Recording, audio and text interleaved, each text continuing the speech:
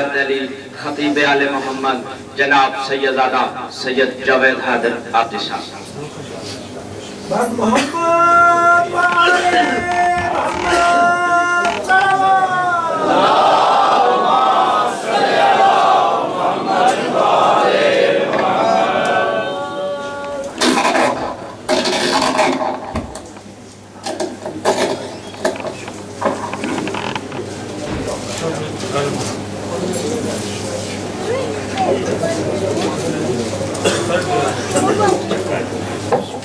نعرہ تکبیر نعرہ رسالت یا رسول اللہ نعرہ حیدری یا حسینیت زندہ باد یزیدیت مردہ باد محمد وعلی محمد بلندر صلوات اللہم صلی علی محمد وعلی محمد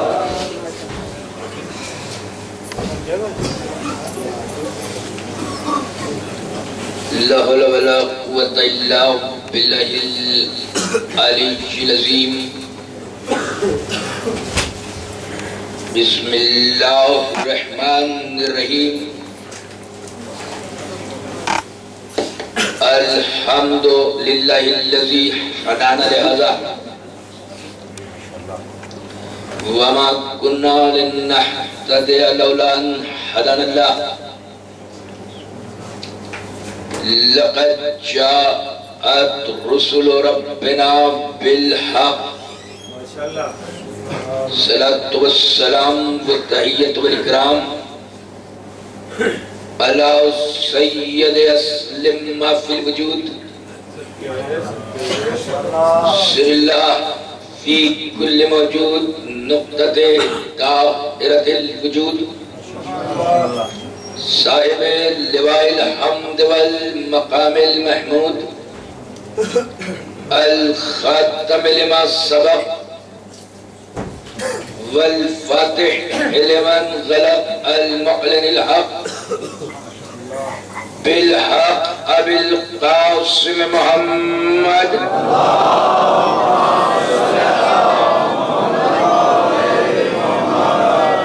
والصلاة والسلام على يصب الدين والإيمان وبالأمن والأمان كلمة الرحمن كسر الأسنام والأصوان السابق بالإحسان والشاهد بالإيمان مصداق مرج البحرين يلتقيان الإمام المظفر والشجاع الغضنفر قاسم الدوبا والصقر أبي شبير والشبر وحامل الباب الخبر والساقي حزن الكوثر الذي سمته أمه حيدر الإمام المختار صاحب ذوالفقار مصداق قول النبي المختار لأعطين الراية غدا رجلا كرارا غير فرار والآله الطيبين الطاهرين المعصومين المظلومين المنتجبين المنتخبين ولعنة الله على أعدائنا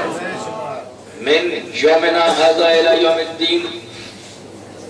أما بعد فقد قال الله سبحانه وتعالى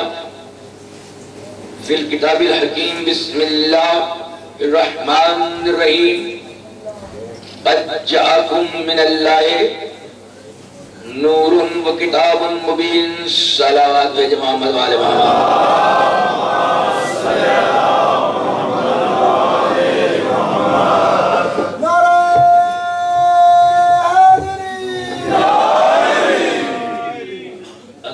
محمد وآل محمد پر بلند ترین صلوات دیجئے.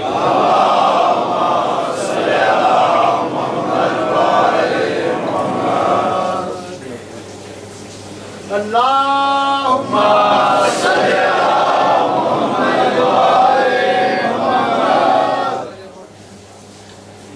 اس مقدس اور محترم اور مبارک امام بارگاہ میں جو القائم ایسوسیشن کے زیر اہتمام عشرہ محرم کا انعقاد کیا گیا، اس سلسلے کی یہ 7ویں مجلس آپ حضرات سماعت فرما رہے ہیں۔ جس جذبہ ایمانی، عقیدت اور احترام کے ساتھ آپ ہمارے موضوع قرآن اور وارثین قرآن کو جو ہم خطاب کر رہے ہیں، جس خوبصورت اور شاداب سماعتوں کا آپ مظاہرہ کر رہے ہیں، میں اس کا بہت تہ دل سے شکر گزار ہوں اور دعا کر رہا ہوں کہ جتنے مومنین اور مومنات اس خصوصی مجلس میں شرکت کر رہے ہیں اور سماعت فرما رہے ہیں، بصدقہ بی بی جناب خدیجۃ الکبریٰ ان کے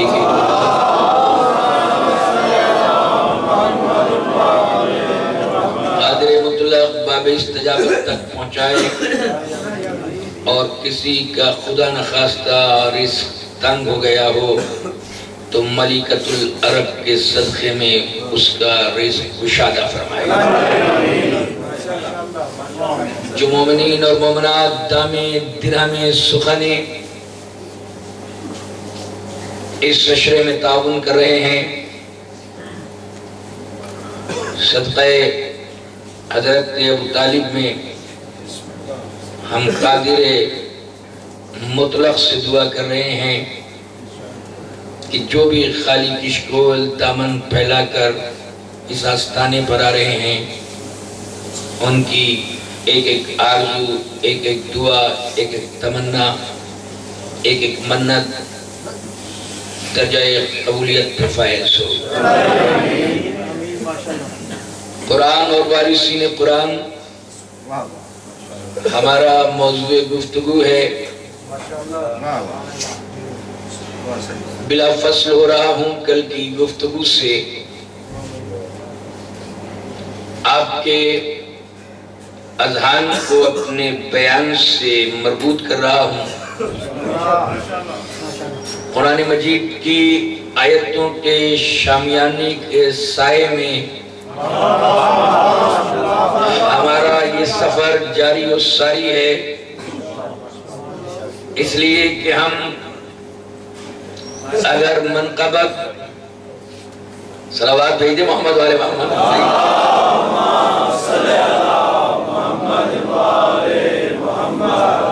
نعرہ تکبیر، نعرہ رسالت، نعرہ حیدری۔ ماشاءاللہ بہت یورپ کی مشہور و معروف اور پاکستان کی شورائے آفاق شخصیت اس وقت ہمارے سامنے ہے۔ میں سوچ بھی نہیں سکتا تھا کہ انہوں نے اتنا بڑا سرپرائز دیا کہ یہ مانچسٹر سے تشریف لائے۔ ہمارے بڑے برادر بزرگ ہیں، بڑے بھائی ہیں، جناب جنرل جاوید صاحب، اور میں سوچ بھی نہیں سکتا تھا کہ نہ مجھے اطلاع دی، نہ مجھے انفارم کیا، اور آپ تشریف لائے۔ بالکل موضوعاتی طور پر میں ان کو یہاں پر دیکھ رہا ہوں۔ عزیزان محترم، ہمارا انہوں نے تو تقریباً 7 یا 8 برس ہم سے مانچسٹر میں 404 میں عشرے کو خطاب کرایا،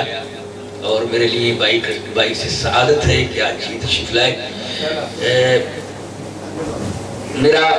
جو موضوع گفتگو ہے وہ قرآن اور وارثین قرآن ہمارا موضوع گفتگو ہے، جس جذبہ ایمانی، جوش اور عقیدت اور بلبلے سے آپ میرے موضوعات کو شرف سماعت عطا کر رہے ہیں، بڑا شکر گزار ہوں۔ عزیزان محترم، اور میں عرض یہ کر رہا ہوں کہ معصوم کا جو قرآن ہے اس کے وارث بھی وہ ہونے چاہیے جو قرآن کی صفتیں رکھتے ہوں۔ اور میں کہہ سکتا ہوں کہ ماشاءاللہ جاوید بھائی کی موجودگی میں کہ انگلینڈ سے تشریف لائے ہیں، ایک ہمارے بھائی فرانس سے ہیں، جناب شیخ صاحب بھی فرانس سے ہیں، کہ پورے یورپ کے مومنین یہاں پر جمع ہوئے ہیں، ایک گلدستہ ہے بہترین سامعین کا۔ عزیزان محترم، قرآن اور وارثین قرآن موضوع گفتگو ہے کہ نبی کے لیے خالق نے ارشاد فرمایا کہ وَمَا عَلَّمْنَهُ الشِّعْرَ، ہم نے تمہیں شعر کہنا نہیں سکھایا، کیونکہ یہ تمہاری شان کے خلاف تھا کہ تم کسی کی منقبت کرو جب ہم خود تمہاری تعریف کرتے ہیں۔ اِنْ هُوَ إِلَّا ذِكْرٌ وَقُرْآنٌ مُبِينٌ، بلکہ میرے محمد تم شاعر تو نہیں ہو، بلکہ تم خود ایک ذکر ہو، مسلسل ذکر ہو، اور قرآن مبین اور بولتا ہوا قرآن ہو۔ سورہ یاسین قرآن مجید کا 36واں سورہ ہے، قرآن مجید کا دل ہے، بولتا ہوا قرآن ہو۔ قرآن مجید جس طرح بولتا ہے ایسے محمد بولتا ہے۔ ذرا سا عزیزان محترم ایک جملہ کہنا چاہتا ہوں بالکل آغاز میں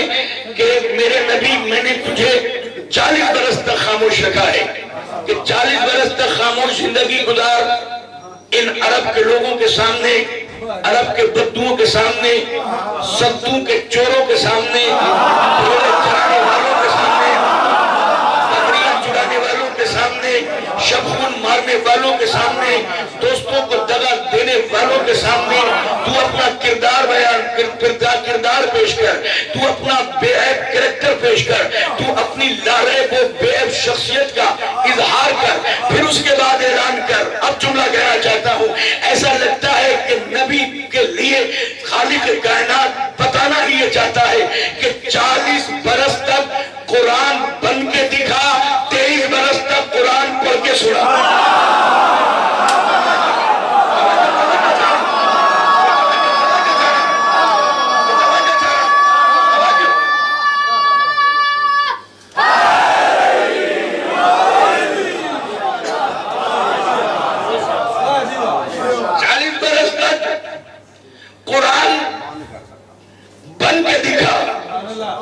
جس کا قرآن میں کوئی عیب نہیں ہے،